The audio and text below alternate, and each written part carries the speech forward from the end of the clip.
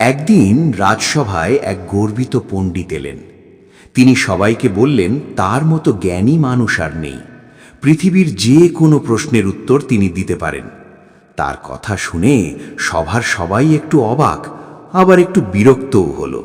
কারণ সত্যিকারের জ্ঞানী মানুষ কখনো নিজের গুণ নিজে বলে বেড়ান না। সেই সভাতেই উপস্থিত ছিল বুদ্ধিমান গোপাল ভাঁড়। সে বুঝল এই পণ্ডিতের অহংকার একটু ভাঙা দরকার। তাই সে খুব ভদ্রভাবে বলল, যদি অনুমতি দেন তবে সে 3টি সহজ প্রশ্ন করবে। প্রথমে সে জিজ্ঞেস করল, পৃথিবীর মাঝখানে কি আছে? পণ্ডিত অনেক ভেবেচিন্তে কোনো উত্তর দিতে পারলেন না।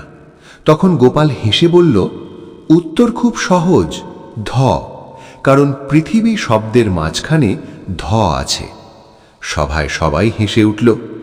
তারপর গোপাল দ্বিতীয় প্রশ্ন করল, আকাশের মাঝখানে কি আছে? এবারও পণ্ডিত থমকে গেলেন। গোপাল সঙ্গে সঙ্গে বলল, উত্তর হল ক। কারণ আকাশ শব্দের মাঝখানে ক আছে। আবারও হাসির রোল পড়ে গেল। শেষে গোপাল জিজ্ঞেস করল, আজ সকালে আপনি কি খেয়েছেন? পণ্ডিত গর্ব করে বললেন, দই চিড়ে। তখন গোপাল বলল, এই তো, আপনি নিজেই বলে দিলেন। এখন আমি জানি আপনি কি খেয়েছেন, তাহলে আমিও তো অনেক কিছু জেনে গেলাম।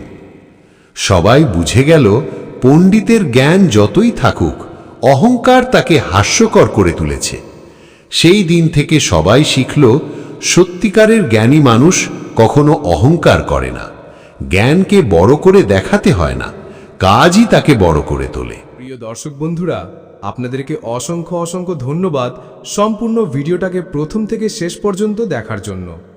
ভিডিওটা যদি ভালো লেগে থাকে তাহলে অবশ্যই ভিডিওতে একটা লাইক দেবেন এবং ভিডিওটাকে প্রচুর প্রচুর শেয়ার করবেন।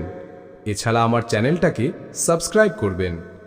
বন্ধুরা, আপনাদের দেওয়া একটা লাইক আমাকে অনুপ্রেরণা যোগায় নতুন নতুন ভিডিও বানানোর জন্য।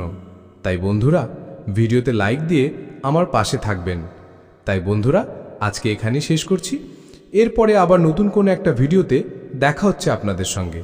বন্ধুরা, আপনারা অবশ্যই ভালো থাকবেন, সুস্থ থাকবেন। দেখা হচ্ছে পরের ভিডিও।